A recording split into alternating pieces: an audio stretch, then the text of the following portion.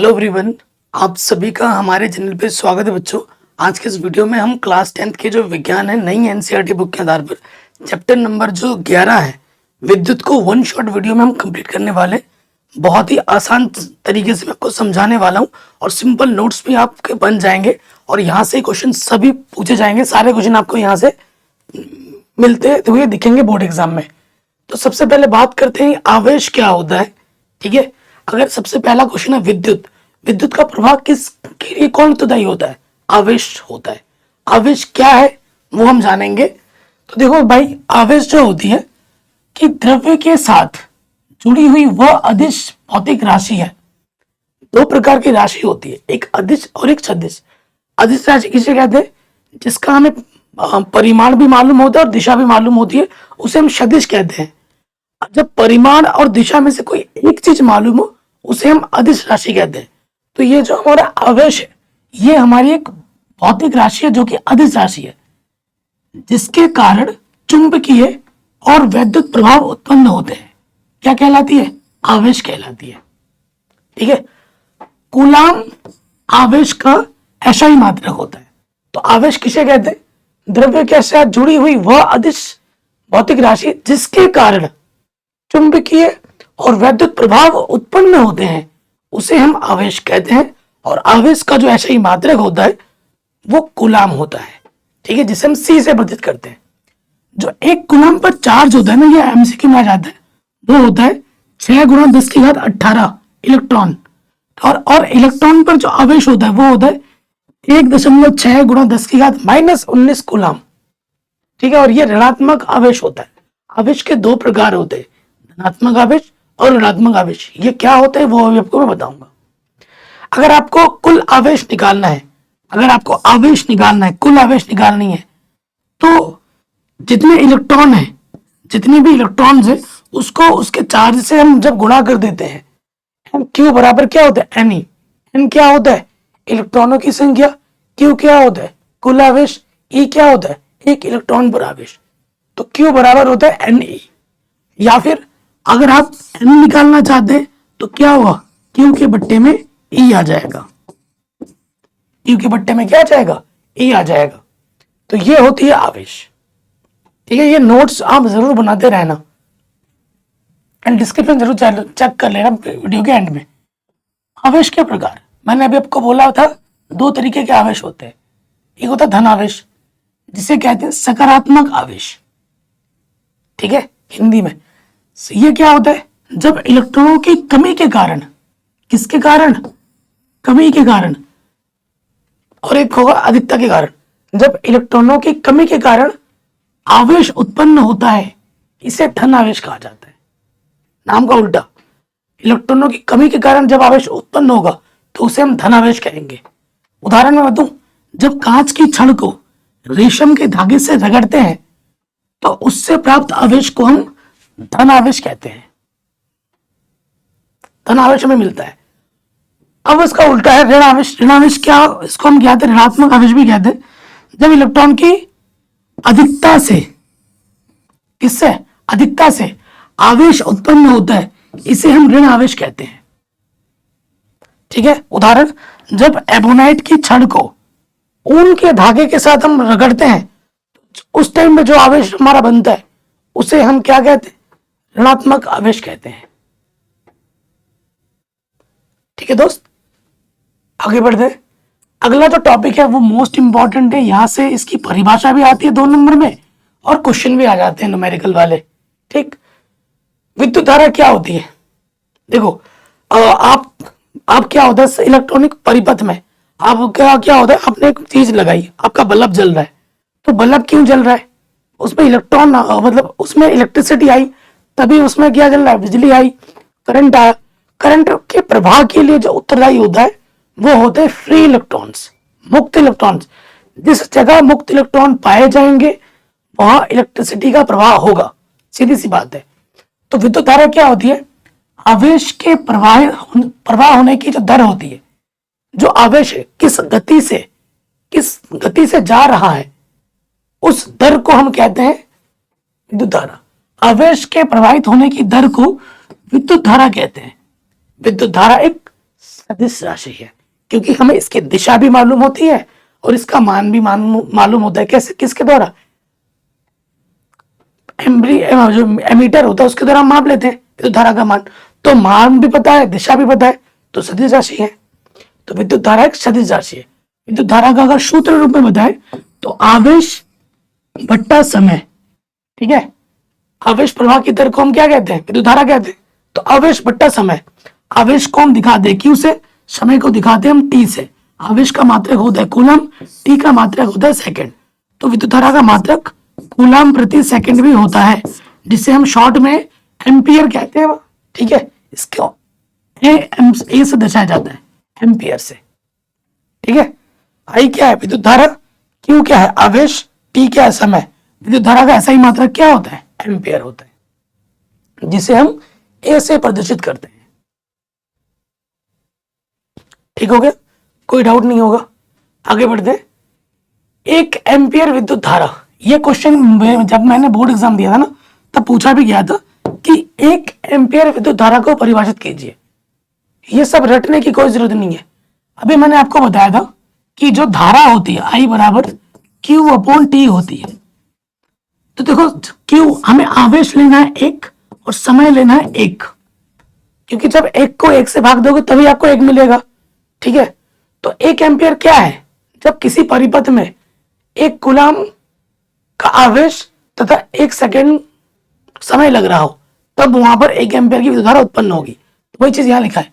यदि किसी तार के किसी एक बिंदु से एक कूलम आवेश का प्रवाह एक सेकंड में होता है, तो प्रवाहित होने वाली धारा को एक एम्पियर कहेंगे, ठीक है। धारा को हम इस यंत्र से मापते हैं जिसका नाम होता है एमीटर, ठीक है।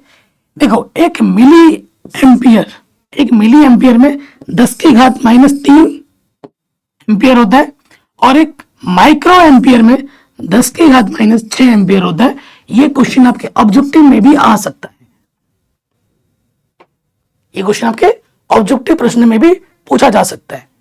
देखो, विद्युत धारा का मापन, विद्युत धारा को एमीटर द्वारा मापा जाता है। ये जो यंत्र आपको देखने को मिल रहा है ना, ये क्या है दोस्त? एमीटर है।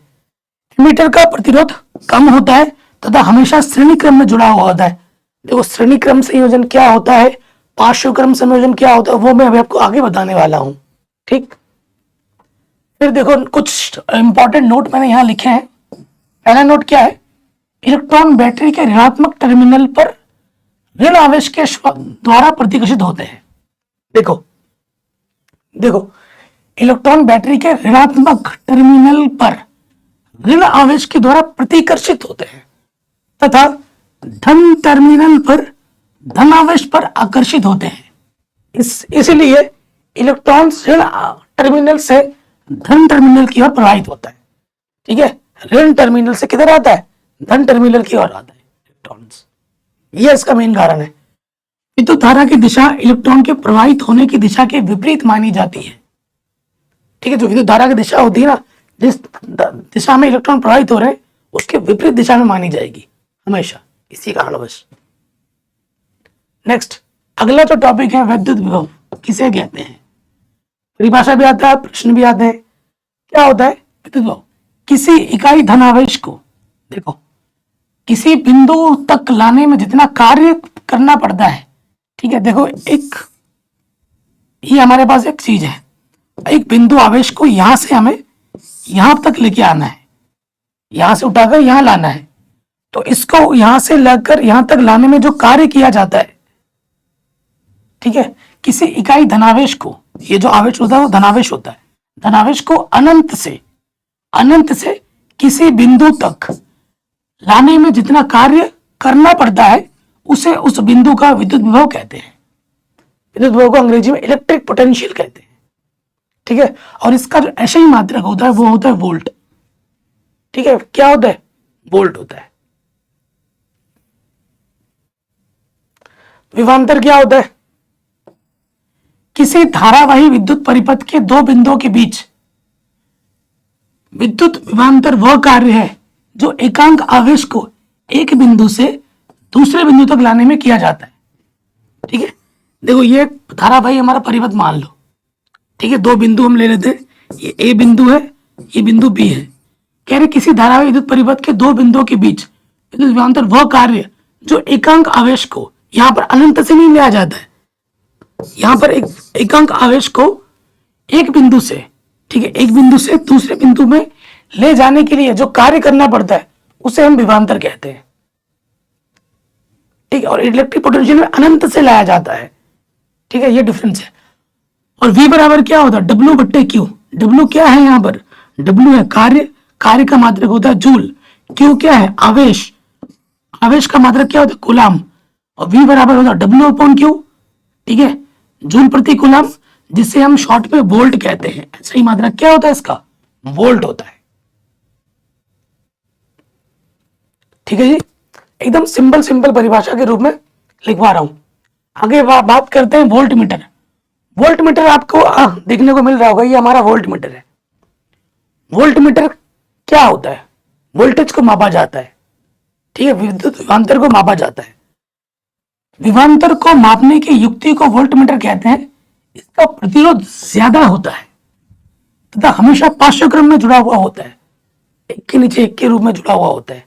ठीक है, उसमें जो हम एमीटर में प्रतिरोध कम होता था वो श्रेणी क्रम में जुड़ा हुआ होता है, और ये भैया हमेशा क्या, इसका प्रतिरोध ज्यादा होता है, और ये समांतर क्रम में या फिर जिसे पार्श्व क्रम में भी बोला जाता है, जुड़ा हुआ होता है। ये है हमारा चित्र। ये भाई साहब क्या है, ये हमारा वोल्ट मीटर है। अब हम बात करेंगे विद्युत परिपथ। विद्युत परिपथ क्या है, जैसे मेरे पास, जैसे अभी लाइट ऑफ करते हैं, देखो ये हमारा बैटरी लगा पड़ा है। ठीक है, ये हमारा प्लग है, कुंजी है, स्विच ऑफ, स्विच है, ऑन ऑफ कर दे। ये मेरा एमीटर लगा पड़ा है, ये मेरा एक बल्ब है। ठीक है, और ये पूरी एक युक्ति हो गई, तो इसे हम क्या कहेंगे, एक परिपथ कहेंगे, विद्युत परिपथ कहेंगे। इसमें हमारा बैटरी हो गया, ये हमारा कुंजी हो गया, स्विच हो गया, यहाँ पर हमने धारा को मापने के लिए एमीटर लगा दिया, यहाँ हमारा एक बल्ब जल रहा है। ठीक है, तो ये पूरा परिपथ, बंद परिपथ, किसी विद्युत धारा के सतत तथा बंद पथ को विद्युत परिपथ कहते हैं। और ये इसका सिंपल सा चित्र है। ठीक है, अब देखो कुछ प्रतीक मैंने जैसे अभी आपको दिखा था, बल्ब। ठीक है, ये बल्ब मैंने दिखा था, ये बल्ब का चिन्ह को इससे दर्शाता है, ये विद्युत बल्ब का है। तो ऐसे कुछ चित्र ऐसे बने हुए आ जाते हैं, और ऑब्जेक्टिव में आ जाएगा कि इस चित्र का मतलब क्या है, तो वो जान लेते हैं। जैसे अगर ये सिर्फ एक प्लस माइनस होगा तो इसका मतलब है कि ये विद्युत सेल है। अगर एक से ज्यादा है, दो या तीन है, तो ये हमारा क्या है, सेलों का संयोजन है, यानी कि बैटरी है। सेल के संयोजन से क्या बनता है, बैटरी बनती है। फिर अगर सिर्फ ऐसा है जिसमें ये नहीं है, तो ये स्विच है जो कि खुली हुई है। यहां पर अगर डॉट लगा दो तो ये बंद स्विच है, बंद स्विच है। ठीक, फिर जैसे ये यहां पर है, ऐसा किया हुआ है, ये हमारा किसका मतलब क्या है कि तार संधि है, एक तार के साथ दूसरा तार जोड़ा गया है, तार संधि है। ठीक है, और ये इधर से घूम के आ रहा है, यानी कि तार के साथ तार जुड़ा नहीं है, उसके ऊपर से आ रहा है, क्रॉस करके आ रहा है, तार क्रॉसिंग है। अगला देखो, ये विद्युत बल्ब का बता चुका हूं। अगर ऐसी रेखा होगी जिगजैग में, तो ये प्रतिरोध का सिंबल है, प्रतिरोधक को हम आर से दर्शाते हैं। ठीक है, और अगर ऐसा जिगजैग में क्रॉस है, ये ऐसा है, तो इसका मतलब क्या होता है, धारा नियंत्रक है। ये यहाँ पर धारा नियंत्रक लगा पड़ा है। और अगर ये एमीटर है, ए से लिखा होगा एमीटर, बी से लिखा होगा वोल्ट मीटर। ठीक है जी, अगला आता है वेरी वेरी इंपॉर्टेंट, हर साल बोर्ड एग्जाम में आता है, वो है ओम का नियम। हर साल आपके बोर्ड एग्जाम में जरूर मिलेगा। ओम का नियम क्या होता है, एक विद्युत परिपथ में धातु के तार के दो सिरों के बीच, देखो एक विद्युत परिपथ है, मैंने धातु का तार ले लिया, तार यह है, ये एक सिरा है ए, एक सिरा है ये बी। कह रहे विद्युत परिपथ में धातु के तार के दो सिरों के बीच विभवांतर उसमें प्रवाहित होने वाली विद्युत धारा के समानुपाती होता है। ये धातु का तार है, इनके सिरों के बीच लगने वाला जो विभवांतर होगा ना, वो विभवांतर किसके समानुपाती होगा, उसमें प्रवाहित होने वाली धारा के समानुपाती होता है। इसी नियम को हम ओम का नियम कहते हैं। मतलब जितना आपका धारा होगा उसी हिसाब से आपका विभवांतर होगा। अगर धारा बढ़ रही है तो विभवांतर भी बढ़ेगी, अगर धारा घट रही है तो विभवांतर भी घटेगी। यानी कि सारा, जैसे कोई कोई होता है ना, किसी पर निर्भर करता है। जैसे मैं अपने पापा पर निर्भर करता हूँ, ठीक है, पापा ज्यादा कमाएंगे तो हम अच्छा खा पाएंगे, अच्छा पढ़ पाएंगे। पापा नहीं कमाएंगे, कम कमाएंगे, तो हमें हमें थोड़ा कम खाना मिलेगा, थोड़ा रहन सहन, हमारा लाइफ स्टाइल कम होगा। सीधी सी बात है। वही हिसाब इसके पास है कि दो, ये जो धारा है, मतलब धारा बोलो, ये जो तार के सिरों के बीच लगने वाला जो विभवांतर होगा ना, किस पर निर्भर करेगा? इस पर प्रवाहित होने वाली विद्युत धारा पर निर्भर करेगा। तो V समानुपाती क्या होता है? I होता है, और इसी को हम ओम का नियम कहते हैं। समानुपाती का चिन्ह हटा, यहां बराबर लग गया और एक आर आ गया। ये जो आर होता है, ये हमारा एक नियतांक होता है। ये आर जो होता है हमारा एक नियतांक होता है। आर एक नियतांक है जिसे तार का प्रतिरोध आर कहते हैं, और प्रतिरोध का मात्रक क्या होता है? ओम होता है। वो मैं अभी आपको बताऊंगा। ठीक है, यहां से आप आर बराबर क्या निकाल सकते हो? V बट्टे आई। ठीक है, ये आई गुणे में तेरह के बट्टे में आ गया। और आर का मात्रक क्या होता है? प्रतिरोध का मात्रक क्या होता है? ओम होता है। ठीक है, इसका जो आर का मात्रक है ना, ओम, ऐसे ओम होता है।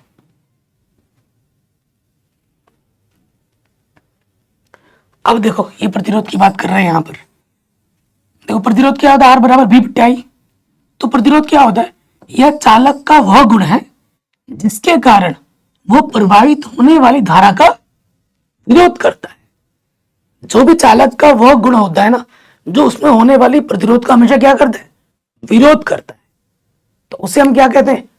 प्रतिरोध कहते हैं। तभी तो नाम है इसका। ठीक है, प्रतिरोध का ऐसा ही मात्रक ओम है, जिसे ग्रीक भाषा के शब्द इस चिन्ह से प्रदर्शित किया जाता है, निरूपित किया जाता है। और ओम के अनुसार आर बराबर क्या होता है? V बट्टे आई। ये मैंने आपको पीछे ही दिखा दिया था। प्रतिरोध क्या है? चालक का वह गुण है जिसके कारण वह प्रवाहित होने वाली धारा का विरोध करता है। ठीक है, तभी इसको क्या कहते हैं? प्रतिरोध कहते हैं।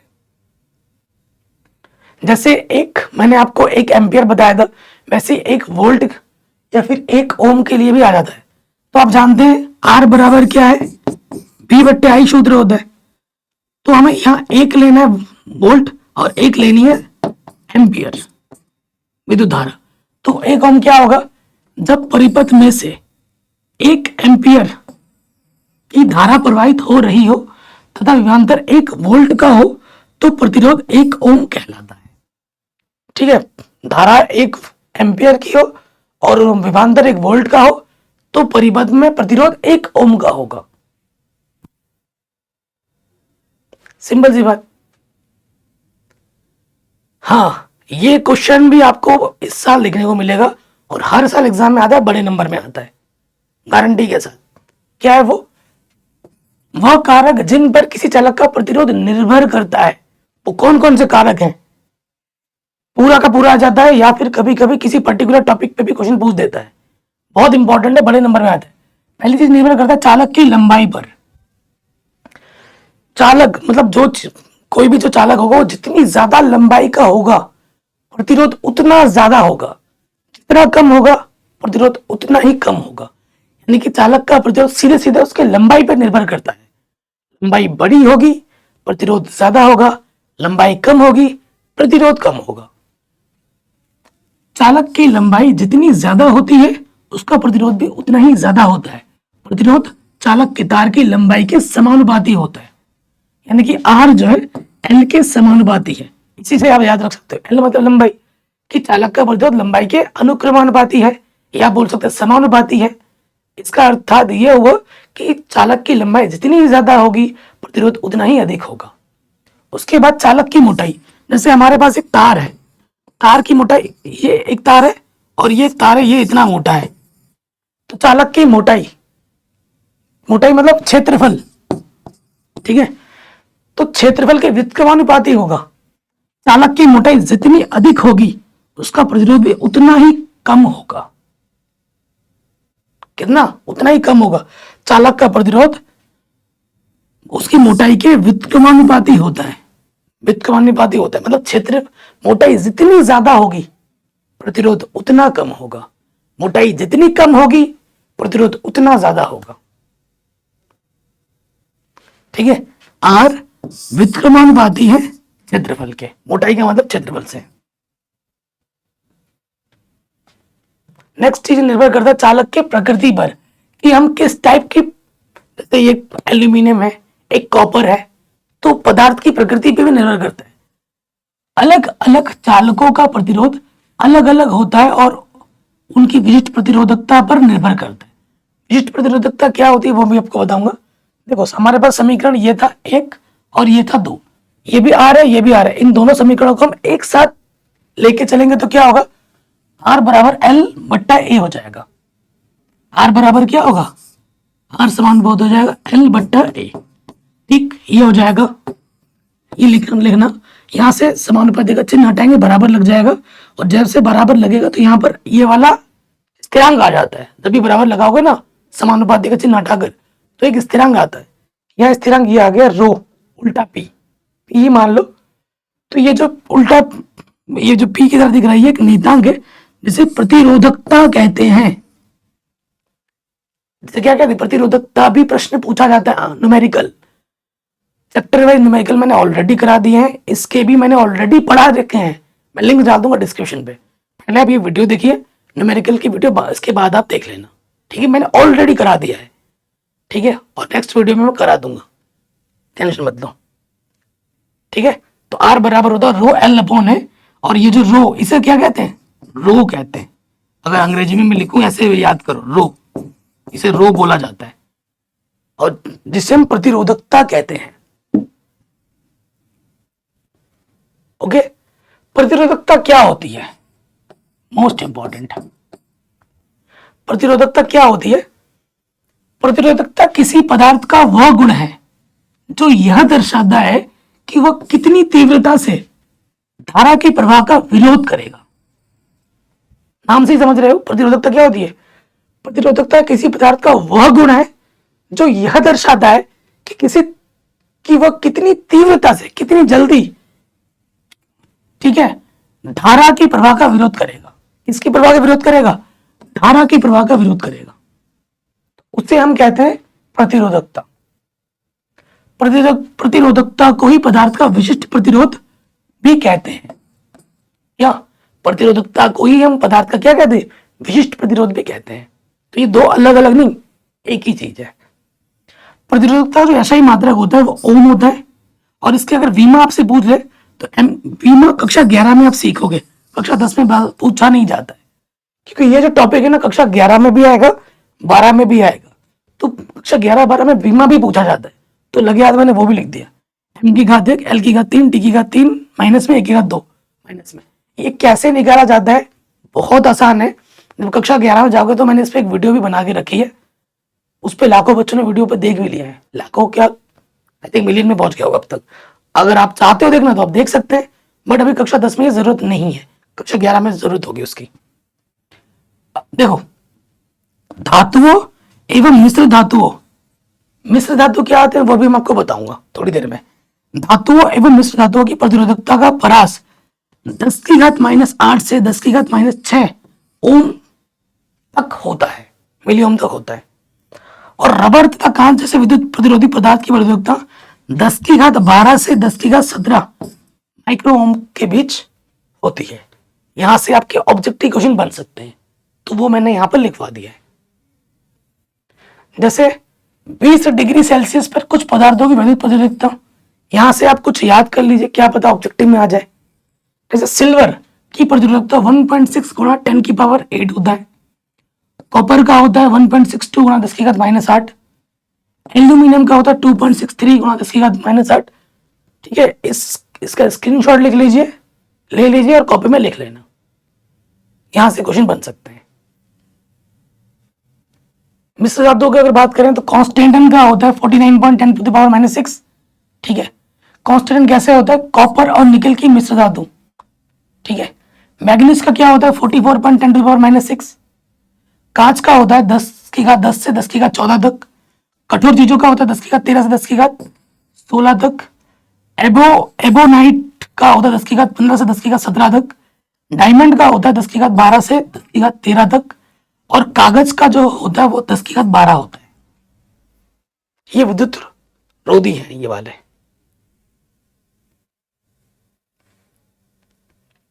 ठीक, आगे बढ़ते हैं। मिश्र धातु जिसे अंग्रेजी में कहते हैं अलॉय, ये क्या होते हैं? ठीक है, ये जो मिश्र धातु है ये क्या होते हैं? मिश्र धातु एक ऐसी धातु है जो दो या दो से अधिक विभिन्न धातुओं को मिलाकर बनाई जाती है। दो या दो से अधिक धातुओं को जब हम मिला दें और फिर जो धातु बनती है उसे हम क्या कहते हैं? मिश्र धातु कहते हैं। ठीक, मिश्र धातुओं की प्रतिरोधकता उनकी अवयवी धातुओं की अपेक्षा अधिक होती है। मतलब अगर कोई धातु जैसे कॉपर से लिया है, टिन से लिया है, दो अलग अलग पदार्थ हैं, उनको जब आप मिक्स कर दोगे ना तो उसकी जो प्रतिरोधकता होगी उन दोनों से ज्यादा होगी, ये यहां पर बोला जा रहा है। ठीक है, तो मिश्र धातुओं की जो प्रतिरोधकता होती है वो अधिक होती है। मिश्र धातुओं का उच्च ताप पर शीघ्र ही उपचयन नहीं होता है। ठीक है, शीघ्र इसका उपचयन नहीं होता है, ऑक्सीजन की क्रिया इस पर जल्दी नहीं होती है। यही कारण है कि मिश्र धातुओं का उपयोग सामान्यतः विद्युत तापक यंत्रों में किया जाता है। इसी कारणवश इसका उपयोग विद्युत तापक यंत्रों में किया जाता है, जैसे कि विद्युत इस्त्री, टोस्टर, इनमें क्या होते हैं? ये जो बने होते हैं वो बने होते हैं मिश्र धातु के। ठीक, विद्युत बल्बों की तंतु के लिए एकमात्र टंगस्टन का ही उपयोग किया जाता है। आपने विद्युत देखा होगा, 10 रुपए का जो बल्ब होता है उसके अंदर क्या होता है? टंगस्टन होता है। ठीक, टंगस्टन एक मिश्र धातु है जिसका गलनांक बहुत ज्यादा होता है। ठीक है, लाइट बहुत 10 रुपए का जो बल्ब होता है 100 वाट का, जला के रख दो, वो आप पकड़ के देखो तो 1 घंटे बाद इतना गर्म होगा ना आपके हाथ में छाले पड़ जाएंगे, लेकिन उसके अंदर वही चीज गर्म हाट के कारण है, लेकिन वो गल नहीं रहा है। लेकिन बहुत ज्यादा जब टेम्परेचर आता है तब देखा आपने गल भी जाता है, कभी कभी फट जाता है, काला पड़ जाता है। तो जब बहुत ज्यादा आता है तो होता है, लेकिन इसका जो गलनांक होता है वो बहुत उच्च होता है, इसी कारण बस वो गलता नहीं है। तांबा और एल्यूमिनियम का उपयोग विद्युत संचरण के लिए उपयोग होने वाले तारों के निर्माण में किया जाता है। ठीक है, क्योंकि ये थोड़े सस्ते भी होते हैं इसलिए किया जाता है।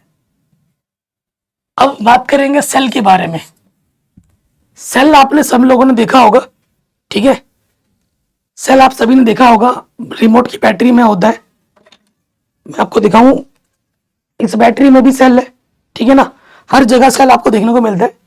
तो सेल है, ये यहाँ पर पॉजिटिव चार्ज है और यहाँ पर नेगेटिव चार्ज है। ठीक, संकेतिक चिन्ह एक होता है, प्लस माइनस। बैटरी किसे कहा जाए? सेलों के संयोजन से बैटरी बनता है। तो सेल क्या होता है? सेल एक युक्ति है जो अपने अंदर संचित रासायनिक ऊर्जा का उपयोग करके किसी चालक के दो सिरों के बीच विभवांतर उत्पन्न करता है। ठीक है, इसके अंदर क्या भरा होता है? रासायनिक चीज क्या भरा होता है? काला काला भरा होता है ना, तो उसी के कारण ये दो चार्ज बनाते हैं और उसी के कारण इसमें क्या उत्पन्न होता है? विभवांतर उत्पन्न होता है। सेल एक युक्ति है जो अपने अंदर संचित रासायनिक ऊर्जा का उपयोग करके किसी चालक के दो सिरों के बीच विभवांतर उत्पन्न करता है, जिससे आवेशों की गति आ जाती है और विद्युत धारा उत्पन्न होता है। विभवांतर उत्पन्न करने के कारण उसके आवेशों में क्या होता है? गति आ जाती है, आवेश फ्री इलेक्ट्रॉन्स मूवमेंट करने लगते हैं और उसी कारण इसमें क्या हो जाता है? विद्युत धारा उत्पन्न हो जाती है।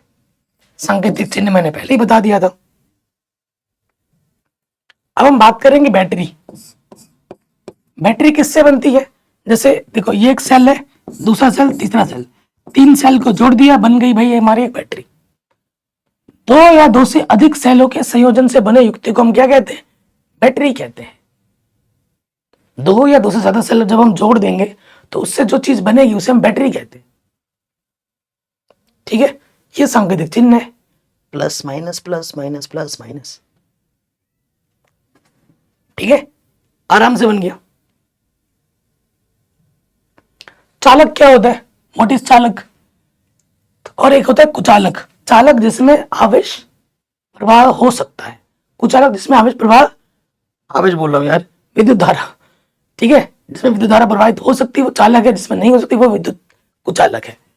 ठीक है, कुचालक क्या होता है? वे पदार्थ जो अपने से होकर विद्युत आवेश को आसानी से प्रवाहित होने देते हैं चालक कहलाते हैं। जैसे तांबा हो गया, सिल्वर हो गया, एल्यूमिनियम हो गया, ये हमारे चालक है। इसमें से विद्युत आवेश, विद्युत धारा का प्रवाह आराम से होता है। कुचालक क्या होते हैं? वे पदार्थ जो अपने से होकर विद्युत धारा को प्रभावित नहीं होने देते विद्युत कुचालक कहलाते हैं। उदाहरण आपका क्या होगा, रबड़, प्लास्टिक, एबोनाइट और कांच, ये सब हमारे क्या होते हैं, कुचालक होते हैं। इनमें से विद्युत धारा आवेश प्रवाहित नहीं होती है आसानी से। चालकता क्या होती है, कंडक्टिविटी कहा जाता है अंग्रेजी में। व्हाट इज चालकता? चालकता किसी चालक का वह गुण है जिससे यह अपने अंदर विद्युत आवेश को प्रभावित होने देते हैं। ठीक है, चालकता वह गुण है जिसके कारण वो अपने अंदर विद्युत आवेश को प्रभावित होने देते हैं। तो इस गुण को क्या कहा जाता है, चालकता कहा जाता है। अगर मैं दूसरे शब्दों में बोलूं, पदार्थों द्वारा विद्युत धारा संचालित करने की क्षमता के माप को चालकता या विशिष्ट चालकता कहते हैं। ठीक है, नेक्स्ट, प्रतिरोधों का संयोजन। मैंने बोला था 2 तरीके का संयोजन है। हमारे ये जो सेटअप रूम है, ये हमारा स्टूडियो है, ये आपका जो घर है, जो लाइट वगैरह, पंखा वगैरह, कूलर वगैरह सब लगे हैं ना, किस संयोजन में लगे हैं, समांतर क्रम में लगे पड़े हैं। और दूसरा बताता हूँ, अभी शादी पार्टी का सीजन आने वाला है, कल शादी स्टार्ट हो जाएगी। शादी पार्टी में देखना होगा, जनरेटर चलता है, तार चलता है, एक तार के साथ दूसरे लगा होता है। जब लाइट जाती है सारा बंद हो जाता है, लाइट आती है सारा चल जाता है। तो वहां पर वो सारी चीजें लगी होती है श्रेणी क्रम में। तो श्रेणी क्रम और समांतर क्रम 2 टाइप के संयोजन होते हैं। क्या होता है वो मैं आपको बताऊंगा, इसका डेरिवेशन भी करके दिखाऊंगा। विभिन्न कार्यों के लिए हमें कभी कभी एक से अधिक प्रतिरोधों को जोड़ने की आवश्यकता पड़ती है।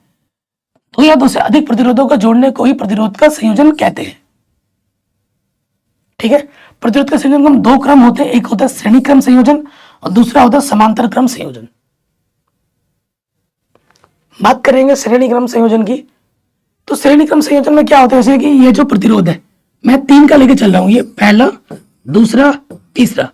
ये पहले वाले का आखिरी सिरा है, ये दूसरे वाले का पहला सिरा है, ये एक दूसरे से जुड़े हुए हैं। दूसरे वाले का आखिरी सिरा और तीसरे वाले का पहला सिरा जुड़ा हुआ है। जब प्रतिरोधों का अंतिम सिरा दूसरे प्रतिरोध प्रथम सिरे से जुड़ा हुआ हो तो वो श्रेणी क्रम संयोजन कहलाता है। श्रेणी क्रम संयोजन में पहले प्रतिरोध का दूसरा सिरा, दूसरे प्रतिरोध का पहला सिरा, ठीक है, तथा दूसरे प्रतिरोध का दूसरा सिरा, तीसरे प्रतिरोध का पहला सिरा जब आपस में जोड़ देते हैं तो इस संयोजन को हम श्रेणी क्रम संयोजन कहते हैं। तो चित्र के अनुसार हमने 3 प्रतिरोधों को श्रेणी क्रम संयोजन में जोड़ दिया है। ठीक है, इसमें ये धारा आई प्रवाहित हो रही है। ठीक है, और ये हमारा बैटरी है, ये हमारा स्विच है। अब देखो, इस पूरे सर्किट में जो हमारी धारा है वो फिक्स होती है। टिप्स, एक प्रो टिप्स याद कर लो, कई बच्चे कंफ्यूज हो जाते हैं। प्रतिरोधों का श्रेणी क्रम संयोजन हम करते हैं तो पूरे सर्किट में ना एक ही धारा बह रही होती है इस टोटल में। ठीक, तो अगर इस प्रतिरोध के कारण इस पर उत्पन्न होने वाली धारा कितनी होगी, माना 3 प्रतिरोध R1, R2, R3 श्रेणी क्रम में जुड़े गए जिसमें समान धारा I प्रवाहित होगी। एक ही सर्किट है, यदि इनके सिरों पर विभवांतर V1, V2, V3 है, ठीक है, इस पर V1 है, इस पर V2 है, इस पर V3 है, और कुल विभव क्या होगा, V होगा। ठीक, तो इस सिरे पर लगने वाला विभव क्या होगा, इस पर क्या होगा और इस पर क्या होगा, ये मैं जानना चाहता हूं। ठीक है, तो हम लिखेंगे, तो V1 क्या होगा, आप जानते हो ओम के नियम से V बराबर क्या होता है, IR होता है। तो V1 क्या होगा, IR1, I फिक्स है, पूरे परिपथ पे एक ही धारा है तो I फिक्स है। V1 हो जाएगा IR1, V2 हो जाएगा IR2 और V3 हो जाएगा IR3। तो कुल विभव क्या होगा, कुल विभवांतर V बराबर होगा V1 + V2 + V3। ये V1 का मान यहां रख दिया, V2 का मान यहां रख दिया, V3 का मान यहां रख दिया, और V बराबर क्या होता है, IR होता है, वो हम यहां रख देंगे। यहां से I1 क्या होगा, I1 यहां से बचेगा R1, R2, R3, I से I कैंसिल, R बराबर क्या बचेगा, R1 + R2 + R3। यानी कि श्रेणी क्रम संयोजन में प्रतिरोधों को डायरेक्ट जोड़ दो तो आपको कुल प्रतिरोध मिल जाएगा। ठीक, ये चीज यहां कर दी थी मैंने। अतः स्पष्ट है तीन या अधिक प्रतिरोध श्रेणी क्रम में जोड़े हो तो उनका तुल्य प्रतिरोध तीनों प्रतिरोधों के योग के बराबर होता है। प्रतिरोधों के श्रेणी क्रम संयोजन में जुड़े सभी प्रतिरोध पर धारा का मान समान रहता है। ठीक है, ये मैंने पहले ही बोल दिया था। अब हम बात करेंगे श्रेणी क्रम संयोजन तो हो गया, समांतर क्रम संयोजन जिसे हम पार्श्व क्रम संयोजन भी कहते हैं, उसके बारे में जानकारी ले लो। पार्श्व क्रम में क्या होगा, एक के नीचे एक होगा प्रतिरोध।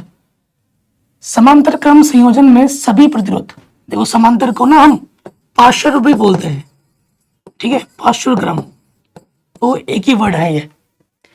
एक सिरे को यहां पर ए से जोड़ देते हैं तथा सभी प्रतिरोध के दूसरे को दूसरे बिंदु बी से जोड़ देते हैं।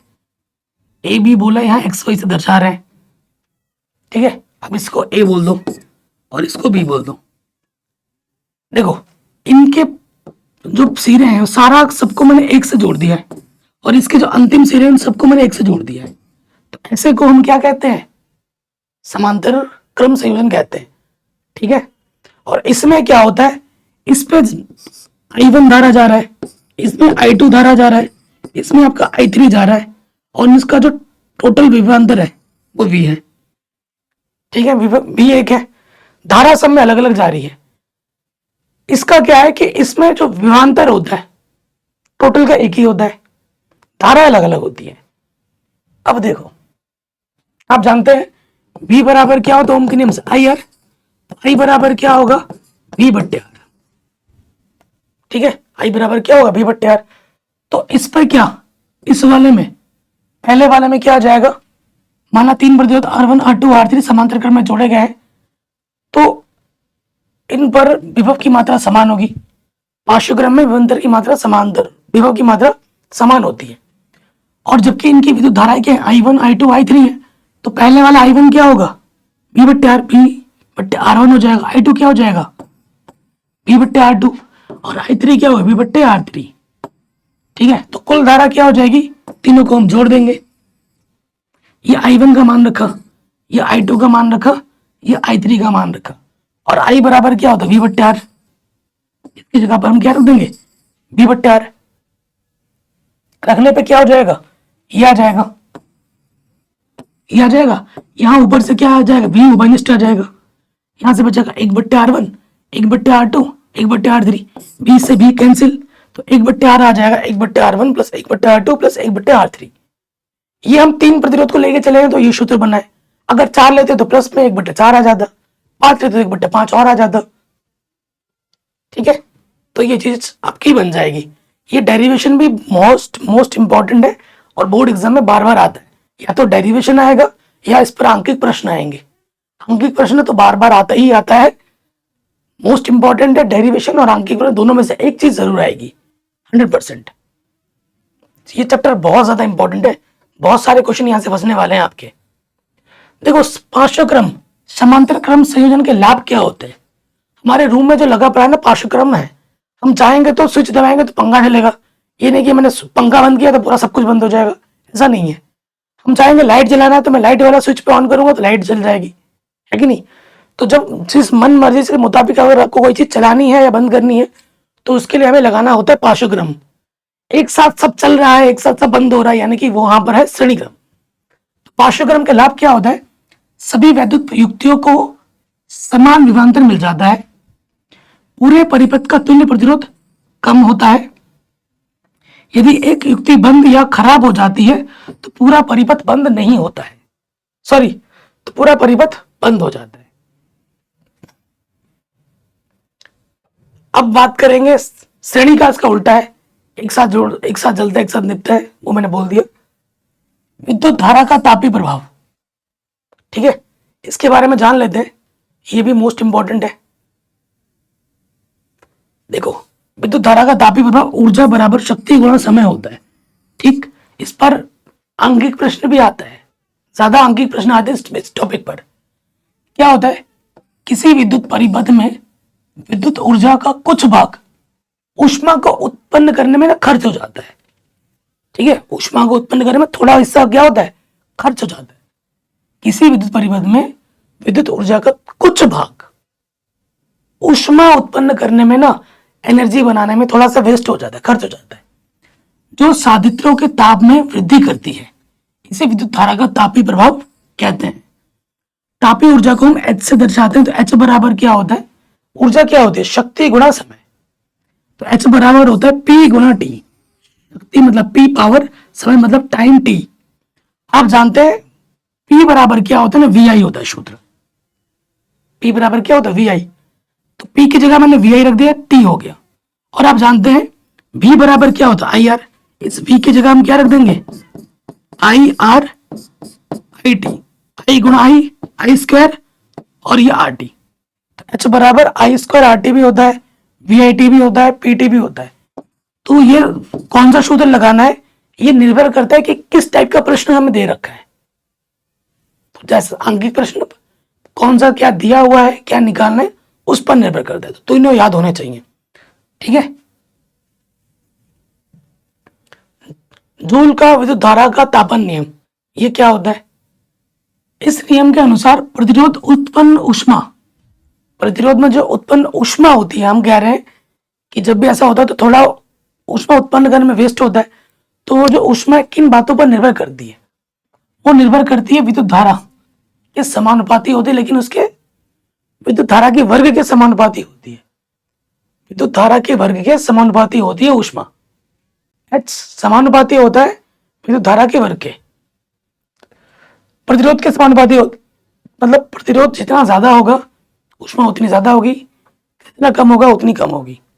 और समय के भी समानुपाती होता है, H समानुपाती T। तो यहां से क्या आ जाता है, H जो होता है वो आ जाता है I स्क्वायर R T के बराबर।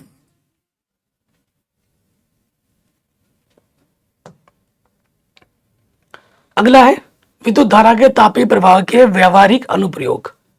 अब व्यवहारिक अनुप्रयोग दिखाता हूं। सबसे पहला तापन प्रभाव, जिसमें हीटर हो गया, प्रेस हो गया आदि में वांछनीय होता है, परंतु कंप्यूटर मोबाइल आदि में अवांछनीय होता है।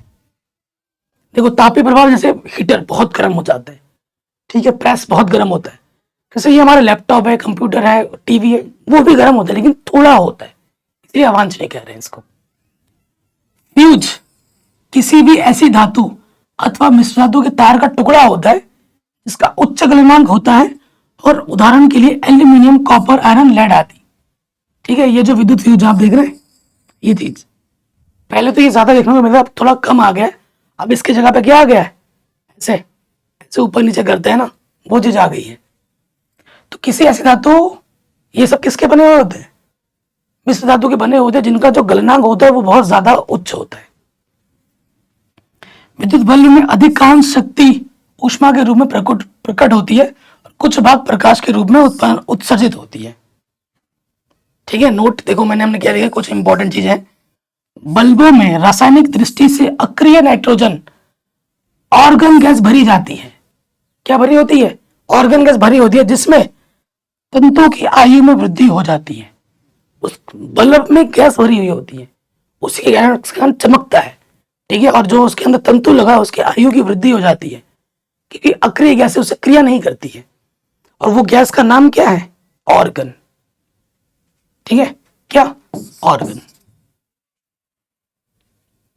अब बात करेंगे विद्युत शक्ति P बराबर VI। ठीक है, परिपथ की जो विद्युत विभवांतर होती है और जो विद्युत धारा होती है, उसके गुणनफल को हम क्या कहते हैं, विद्युत शक्ति कहते हैं। कार्य करने की दर को शक्ति कहते हैं। कार्य करने की दर को हम क्या कहते हैं, शक्ति कहते हैं। ऊर्जा के उपभोक्त होने की दर को भी हम शक्ति कहते हैं।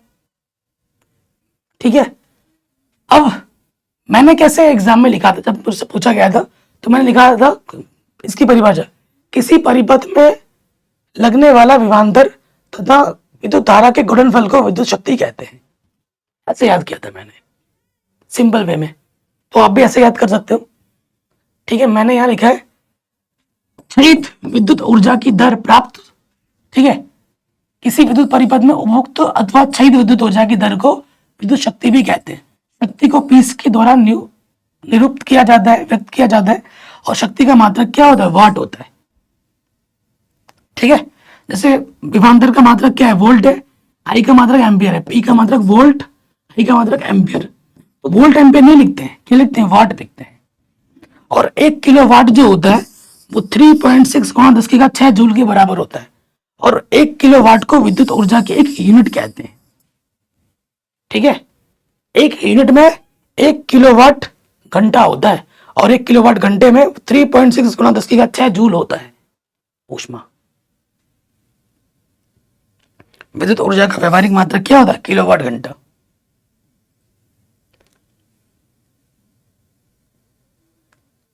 तो ये चीज हमने पूरा आराम से कर लिया है। देखो अब जो प्रश्न आने वाले हैं, ठीक है, वो मैं आपको नेक्स्ट वीडियो में बताऊंगा। मैंने 40 से 45 मिनट वीडियो के अंदर मैंने आपको सारा कॉन्सेप्ट समझा दिया है, इंपॉर्टेंट हर एक चीज बता दी है, नई एनसीईआरटी बुक के आधार पर। ठीक है, अब ये जो प्रश्न है एनसीईआरटी के जितने भी प्रश्न है वो मैं आपको नेक्स्ट वीडियो में बताऊंगा। देखो मैं आपको दिखा भी देता हूँ, सारे प्रश्न आपको नेक्स्ट वीडियो में मिल जाएंगे, क्वेश्चन मिलेगा, हर एक चीज मिलेगी। ये सारे एनसीईआरटी के प्रश्न है, ठीक है, ये सारे न्यूमेरिकल भी हम करेंगे, टेंशन मत लो। तो ये चीज मैं आपको दिखा देता हूँ ताकि, और ये वीडियो बनाने के बाद डिस्क्रिप्शन में इसकी लिंक भी मैं डाल दूंगा, तो उसकी आप टेंशन मत लो। ठीक है, ये सारे प्रश्न आपको नेक्स्ट वीडियो में मिल जाएंगे, एक वन शॉट वीडियो में। तो वीडियो कैसी लगी अब हमें कमेंट करके जरूर बताएं, और चैनल पे नए हैं तो सब्सक्राइब जरूर कर लें, और वीडियो को हर जगह शेयर जरूर कर लें, एंड हाँ डिस्क्रिप्शन जरूर चेक कर लेना। जय हिंद, मिलते हैं आपसे नए वीडियो में।